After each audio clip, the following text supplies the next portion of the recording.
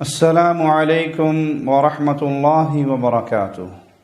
ان الحمد للہ نحمده ونصلی علی رسولہ الکریم۔ اعوذ باللہ من الشیطان الرجیم۔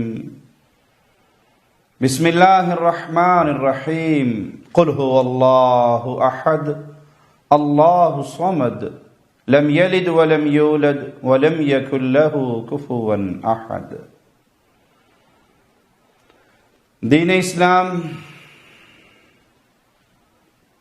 خالق و مالک کی طرف سے بھیجا ہوا انسانیت کی ہدایت کے لیے قیامت کی دیواروں تک آخری دین ہے۔ یہ دین اپنے ماننے والوں کو زندگی کے ہر شعبے میں رہنمائی دیتا ہے۔ یہ اپنے ماننے والوں کو کسی میدان میں پیاسا نہیں چھوڑتا۔ یہ دین کسی بھی لحاظ سے ناقص نہیں ہے۔ اللہ نے اس دین کو کامل کہا ہے، اکمل کہا ہے۔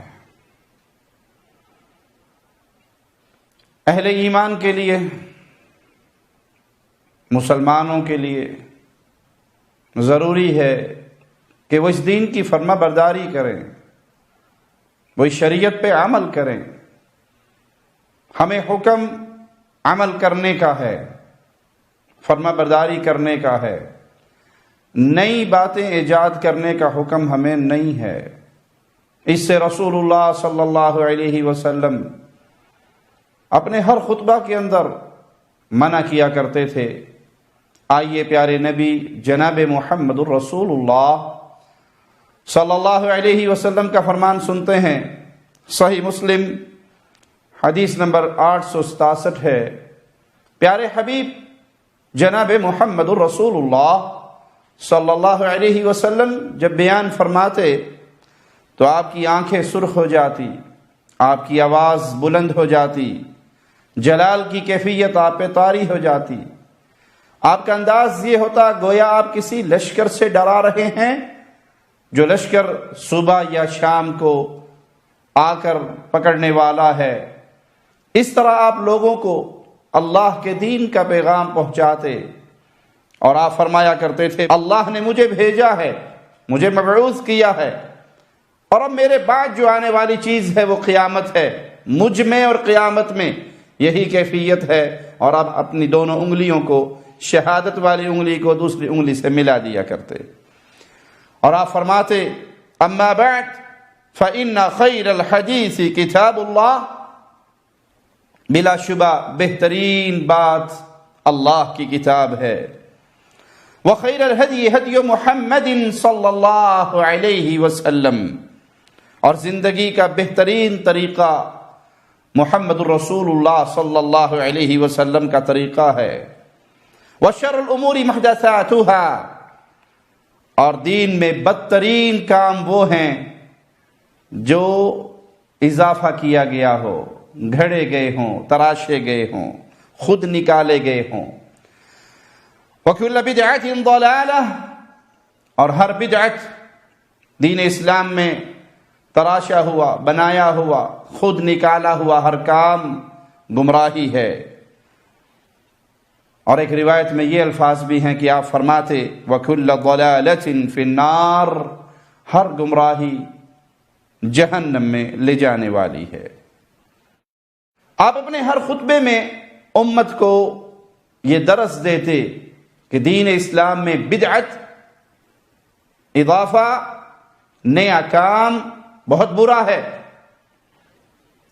یہ گمراہی ہے، اور ہر گمراہی جہنم میں لے جانے والی ہے۔ یعنی یہ دین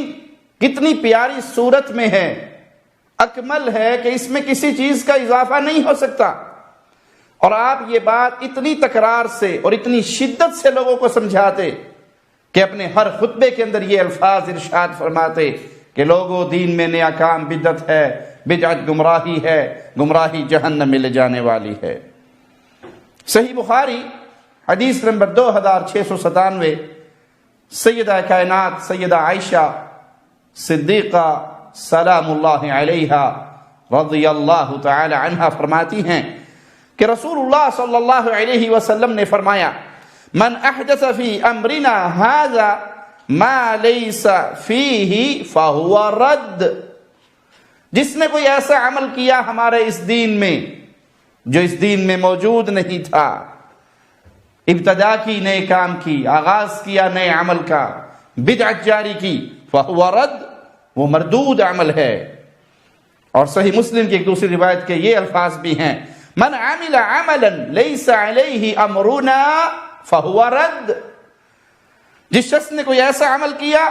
جس کے متعلق ہمارا حکم نہیں، شریعت میں کوئی دلیل نہیں، اللہ کے رسول صلی اللہ علیہ وسلم سے وہ عمل ثابت نہیں، آپ فرماتے ہیں وہ مردود ہے۔ اب جو چیز پیارے نبی صلی اللہ علیہ وسلم سے ثابت ہے اس پہ عمل کیا جائے گا، وہ پیارے نبی کی سنت ہے، وہ ہمارے لیے دین ہے، اور ثواب کی نیت سے کیا جانے والا ہر وہ عمل جس کی اساس دین میں نہیں ہے، جس کی اصل دین میں نہیں ہے، جو موجود نہیں ہے، جو تراشا گیا ہے، گھڑا گیا ہے، بنایا گیا ہے، وہ مردود ہے، وہ باطل ہے، اس کے کرنے والا بھی مردود ہے۔ صحیح مسلم حدیث نمبر 2295 سیدہ ام سلمہ رضی اللہ تعالی عنہ بیان کرتی ہیں کہ رسول اللہ صلی اللہ علیہ وسلم نے فرمایا ایھا الناس انی لکم فرۃ علی الحوض، اے لوگو میں حوض پر تمہارا پیش رو ہوں گا، فإیایا لا یأتین احدکم فیذب عنی کما یذب البعیر الضال، میں تم سے پہلے حوض پر رہوں گا، یہ نہ ہو کہ تم وہاں پر آؤ اور تمہیں مجھ سے دور دھکیلا جا رہا ہو جیسے بھٹکے ہوئے اونٹ کو ریوڑ سے دور دھکیلا جاتا ہے۔ میں پوچھوں گا فیما ھذا، ان کو مجھ سے دور کیوں کیا جا رہا ہے، کس وجہ سے، ان کا جرم کیا ہے، ان کا گناہ کیا ہے؟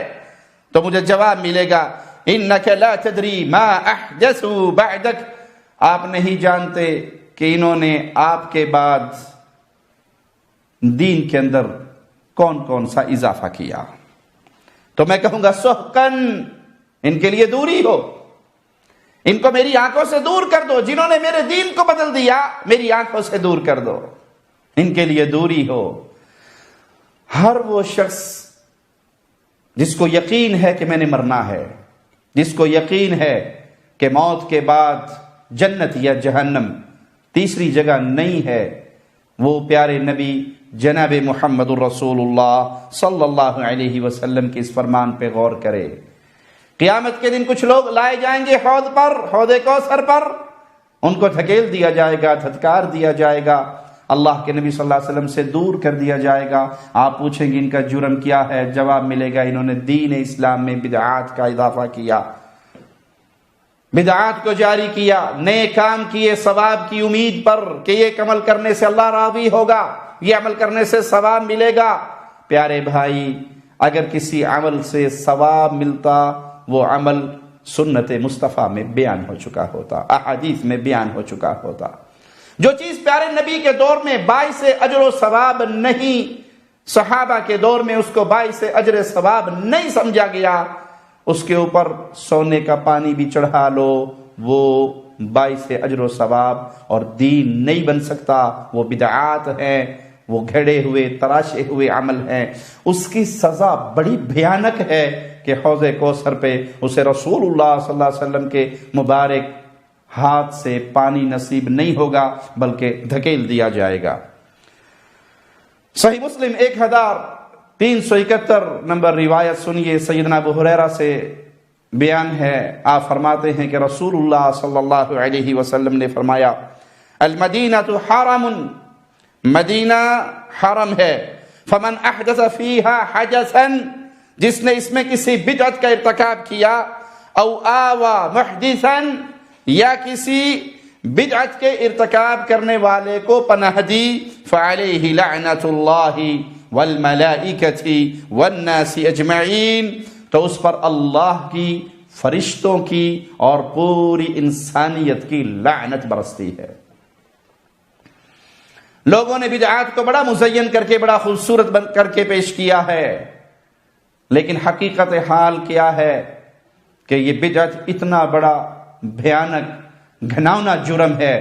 کہ یہ کرنے والے پر اللہ کی لعنت برستی ہے۔ اور خاص طور پہ حرم مدنی اور حرم مکی، چونکہ وہاں ثواب بھی بہت زیادہ ہے، نیکیوں کے اجر بھی بہت بڑھ جاتے ہیں، اسی طرح اگر وہاں پر کوئی گناہ کرتا ہے، وہاں پہ بدعات کا ارتکاب کرتا ہے، تو دیکھ لیجیے اس کی شامت کتنی شدید ہے کہ اس پر اللہ کی لعنت، فرشتوں کی لعنت اور پوری انسانیت کی لعنت ہے۔ لا يقبل منه يوم القيامة عدل ولا صرف، قیامت کا دن ہوگا، مدینے میں بدعت کا ارتکاب کرنے والا یا بدعتی کو پناہ دینے والا، اس سے نہ کوئی فرض قبول ہوگا نہ نفل قبول ہوگا۔ ابن عباس سے روایت ہے کہ رسول اللہ صلی اللہ علیہ وسلم نے فرمایا، اور یہ حدیث صحیح بخاری میں حدیث نمبر 6882، ابن عباس فرماتے ہیں پیارے نبی صلی اللہ علیہ وسلم نے فرمایا، ابغض الناس الى اللہ ثلاثہ، تین قسم کے لوگ ہیں جو اللہ کو بہت برے لگتے ہیں، اللہم لا تجعلنا منہم ولا معاہم ولا فیہم،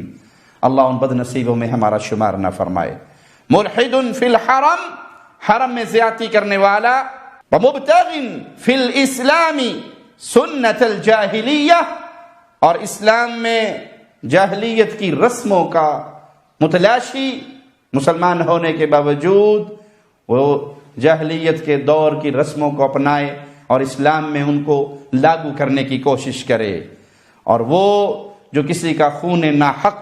بہانے کے لیے اس کا پیچھا کرے۔ یہ تین ایسے افراد ہیں جو اللہ کے ہاں انتہائی ناپسندیدہ لوگ ہیں۔ اللہ کی عبادت حرم میں کی جائے، بیت اللہ میں نماز پڑھیں، حرم مکی میں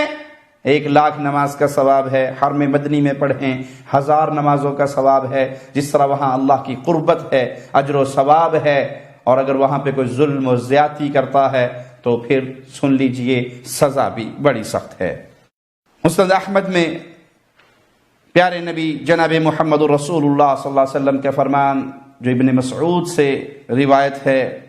آپ نے فرمایا ہمارے لیے ایک زمین پہ خط کھینچا رسول اللہ صلی اللہ علیہ وسلم نے، ھذا سبیل اللہ، یہ اللہ کا راستہ ہے، پھر اس خط کے دائیں اور بائیں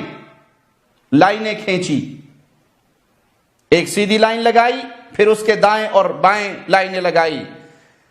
اور کیا فرمایا، ھذہ سبل، یہ مختلف راستے ہیں، علی کل سبیل منہا شیطان یدعو الی، ان مختلف راستوں پہ، ان ٹیڑے راستوں پہ، ہر راستے پر شیطان بیٹھا ہے جو اس کی طرف بلا رہا ہے۔ پھر آپ نے قرآن حکیم کی یہ آیت تلاوت فرمائی، وَأَنَّ هَذَا صِرَاطِي مُسْتَقِيمًا، بلا شبہ یہ میرا راستہ نہایت سیدھا، صراط مستقیم جو رسول اللہ صلی اللہ علیہ وسلم کا راستہ ہے، فَاتَّبِعُوهُ، اے دنیا والو، اے کلمہ پڑھنے والو، تم صراط مستقیم کے پیچھے چلو، اس صراط مستقیم کے اوپر چلو، وَلَا تَتَّبِعُوا السُّبُلَ، مختلف راستوں پہ نہ چلنا، ٹیڑے راستوں پہ نہ چلنا، فَتَفَرَّقَ بِكُمْ عَنْ سَبِيلِهِ، اگر تم صراط مستقیم کو چھوڑ کر دیگر راستوں کو اپناؤ گے تو نتیجہ کیا نکلے گا، اللہ تمہیں سیدھی راہ سے ہٹا دے گا۔ صراط مستقیم ہے کیا؟ بالکل سیدھا راستہ، اس میں ٹیڑھ نہیں ہے، دو نقطوں کے درمیان ایک سیدھی لائن لگائی جائے تو اسے خط مستقیم، صراط مستقیم کہا جاتا ہے۔ ایک نقطہ یہ دنیا ہے، ایک نقطہ جنت ہے، جنت کو جانے والا ایک ہی راستہ ہے، اور وہ راستہ ہے جس پر محمد صلی اللہ علیہ وسلم چلے اور آپ کے بعد آپ کے پیارے صحابہ چلے۔ یہ لوگوں کی باطل سوچ ہے کہ سب نے جنت میں جانا ہے، یہ بھی جنت میں جا رہا ہے، یہ بھی جنت میں جا رہا ہے، جو یوں ہو کر جائے وہ بھی جنت، اور جو یوں ہو کر جائے وہ بھی جنت۔ بھائی جنت میں جانے کا راستہ صراط مستقیم ہے، صراط مستقیم دو نہیں ہے، ایک ہے،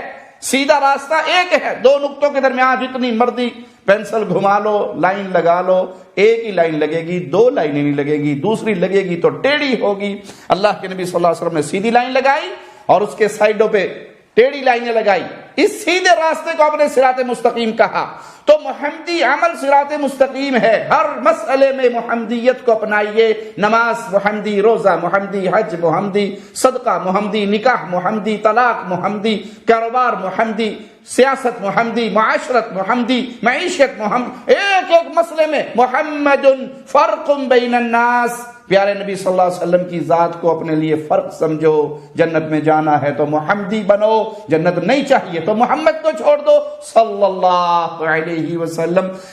الٹے راستوں پہ،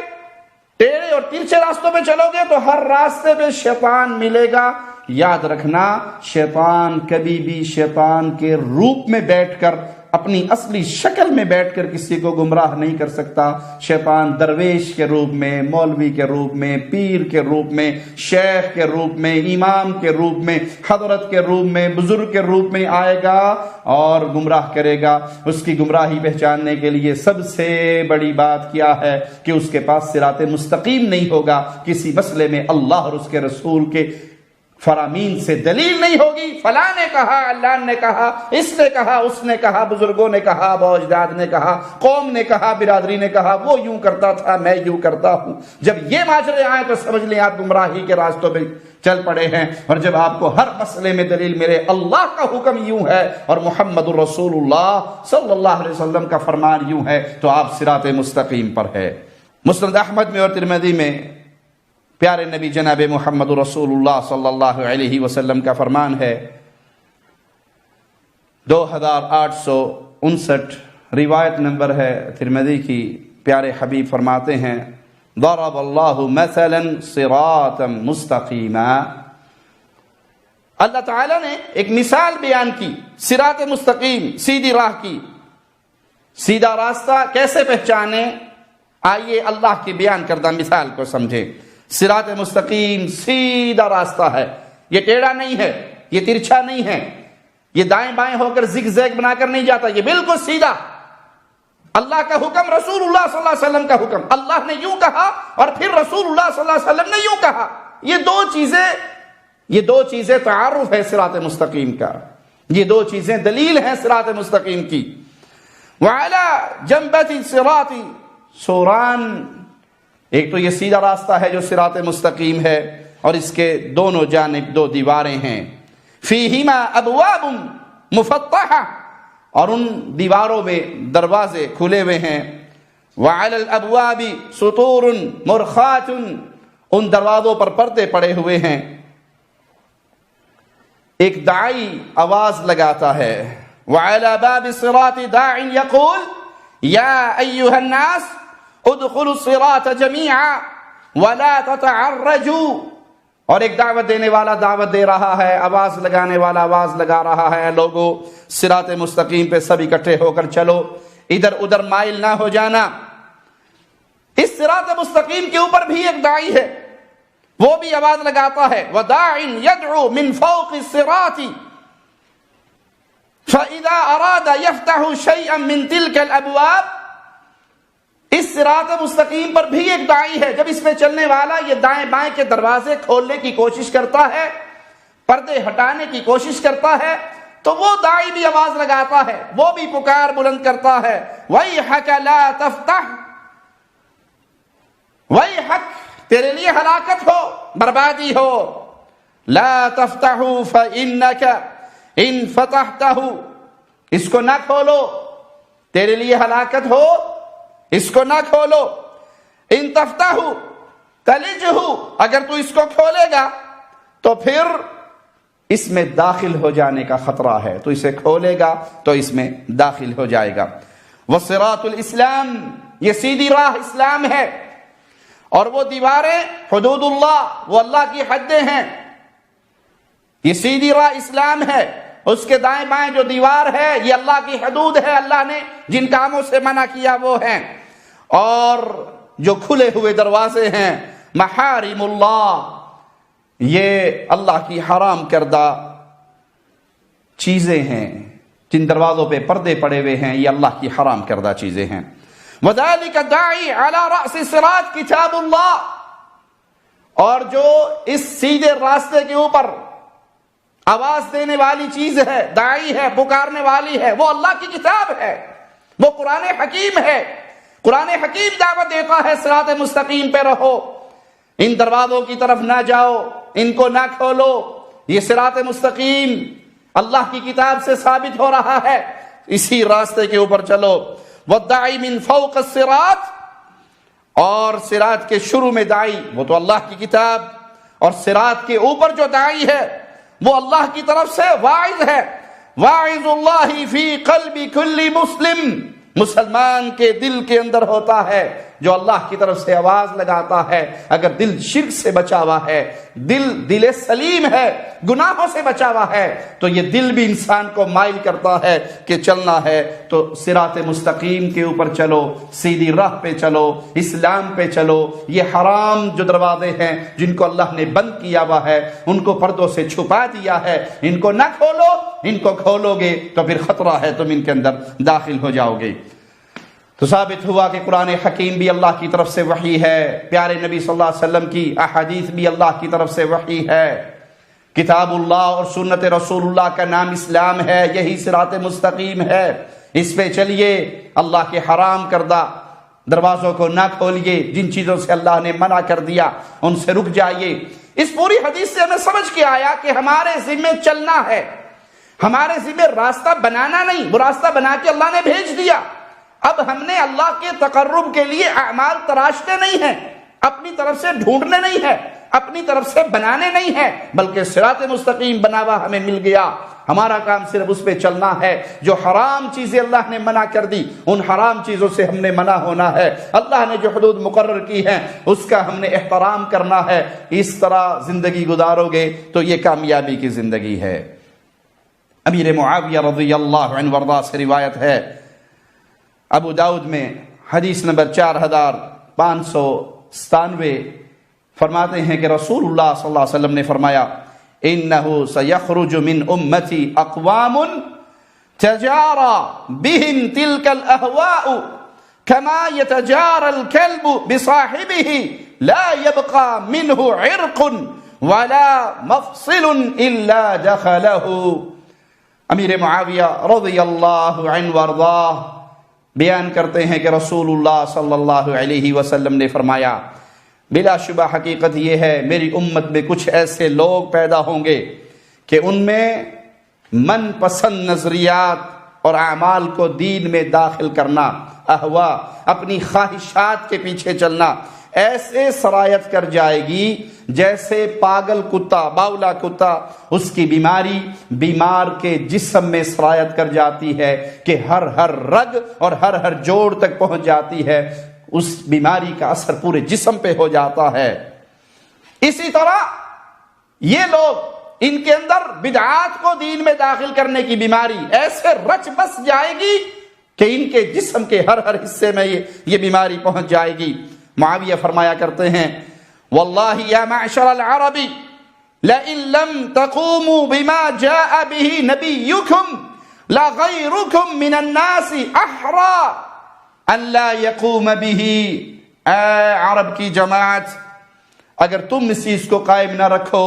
جو تمہارے نبی محمد الرسول اللہ صلی اللہ علیہ وسلم لائے، تو دوسرے لوگ زیادہ لائق ہیں اس کے کہ وہ بھی اسے قائم نہ رکھیں۔ تمہاری زبان عربی ہے، اگر تم نے اس دین کو نہ سنبھال کے رکھا تو عجم کے گمراہ ہونے کا ڈر تو بالاولیٰ ہوگا۔ تو حکم کیا ہے اسلام میں کہ تم نے اللہ کے نبی صلی اللہ علیہ وسلم کی لائی ہوئی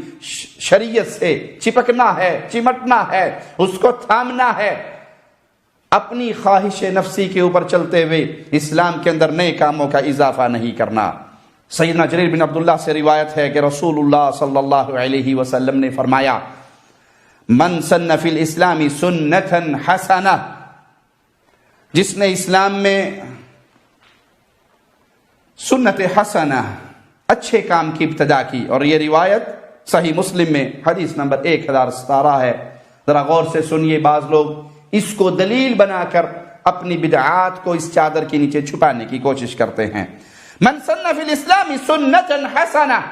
جس نے اسلام میں اچھے کام کی ابتدا کی، فعمل بها بعده،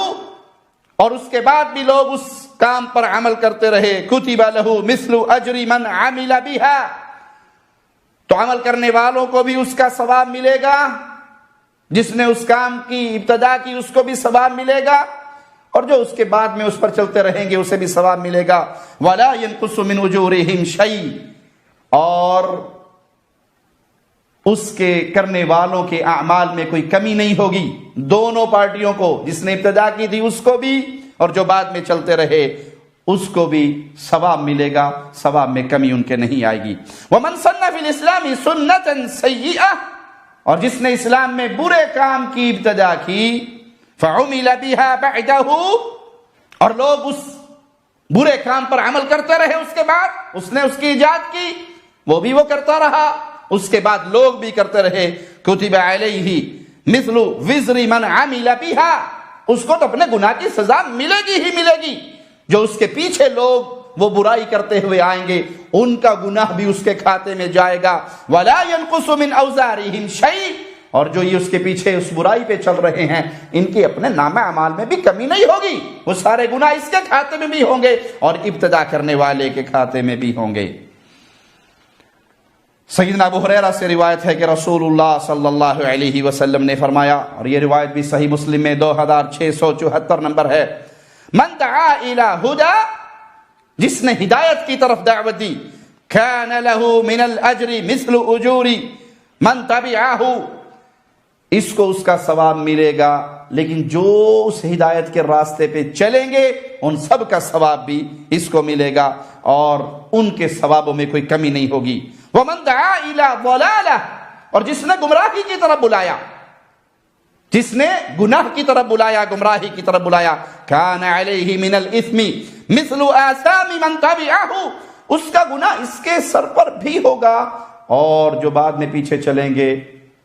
ان کا گناہ بھی اس کے سر پر ہوگا، لیکن ان کے اپنے گناہوں کے اندر بھی کوئی کمی نہیں ہوگی، جتنا بوجھ ان کے ہوگا اس گناہ کی، اس گمراہی کی ابتدا کرنے والے کو بھی ملے گا۔ عبداللہ ابن مسعود سے روایت ہے کہ رسول اللہ صلی اللہ علیہ وسلم نے فرمایا، لیس من نفس تقتل ظلما الا كان على ابن آدم الاول کفل منها، جو شخص بھی ظلم سے قتل کیا جائے اس کے قتل ناحق کا کچھ گناہ آدم کے پہلے بیٹے پر بھی ہوگا۔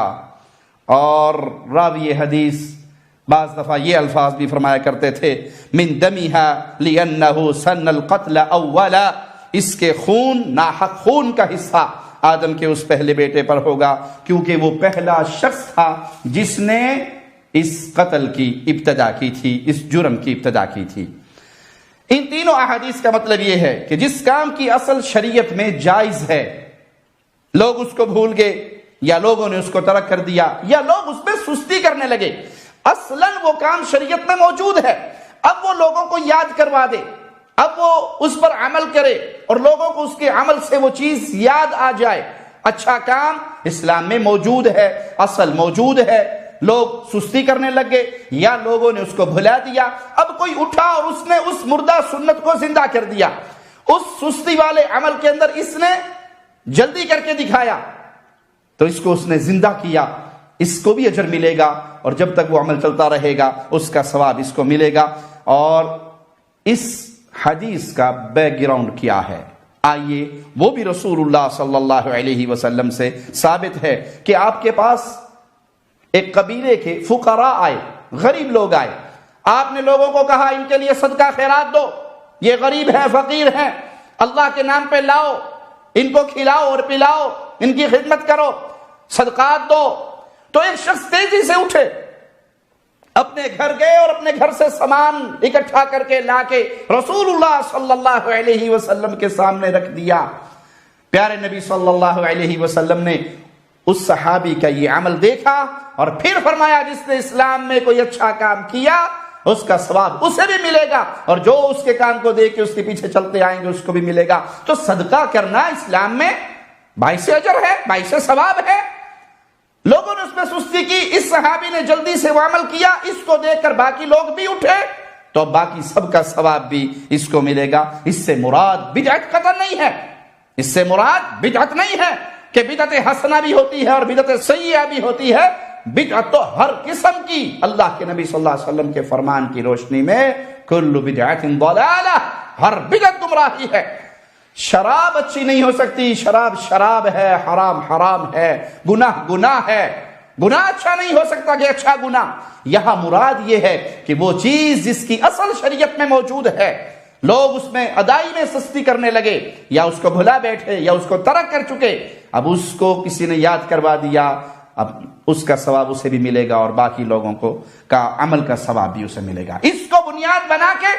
آج لوگوں نے تیجا، ناواں، ساتواں، 10واں، 40واں، قول، برسی، چہلم، دنیا جہان کی بدعات جاری کر دی اور کہا جی بدعت حسنہ ہے. بھائی اسلام میں جس کام کی اصل نہیں ہے، سمجھنے کے لیے اور سمجھانے کے لیے مثال دے دوں.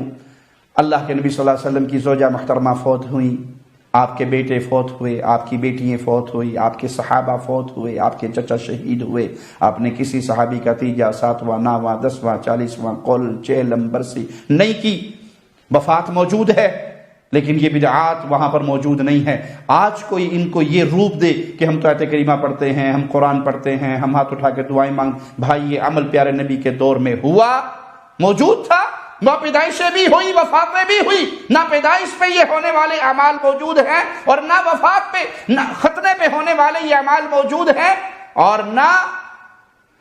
میلاد پہ ہونے والے یہ اعمال موجود ہیں. تو آپ یہ جو کچھ کر رہے ہو اس کی اصل شریعت میں نہیں ہے، اور جب اصل شریعت میں نہ ہو وہ بدعت ہے، اور بدعت گمراہی ہے، اور گمراہی جہنم میں لے جاتی ہے. بدعتی کی ہلاکت کے لیے رسول اللہ صلی اللہ علیہ وسلم کا بیان کردہ یہ ایک فرمان ہی اگر انسان کے دل میں آ جائے تو اس سے بچنے کے لیے کافی ہے. پیارے نبی صلی اللہ علیہ وسلم فرماتے ہیں، سیدنا انس سے روایت ہے، ان اللہ حجب التوبة عن كل صاحب بدعة حتى يدع بدعته. اللہ مالک ہر صاحب بدعت کی توبہ قبول نہیں کرتا یہاں تک کہ وہ بدعت کو چھوڑ دے. گناہگار کو پتا ہے میں زنا کر رہا ہوں، وہ توبہ کرے گا، لیکن بدعتی تو اس کو ثواب سمجھ کے کر رہا ہے. بدعتی تو اس کو باعث اجر سمجھ کے کر رہا ہے، وہ تو اس پہ ہیلے بہانے سے دلائل تلاش کر رہا ہے، اس لیے وہ اس کام سے پیچھے نہیں ہٹے گا. تو حقیقت میں اس کی توبہ اس وقت تک قبول نہیں ہوتی جب تک وہ اس بدعت کو چھوڑ نہ دے، اس کو توبہ کی توفیق ہی نصیب نہیں ہوتی. اللہ سے دعا ہے اللہ ہمیں پیارے نبی جناب محمد الرسول اللہ صلی اللہ علیہ وسلم کی سنتوں پہ عمل کی توفیق عطا فرمائے اور بدعات سے ہمارے دامن کو بچائے. اقول قولی ھذا واستغفر اللہ لي ولكم ولسائر المسلمين فاستغفروه إنه هو الغفور الرحيم.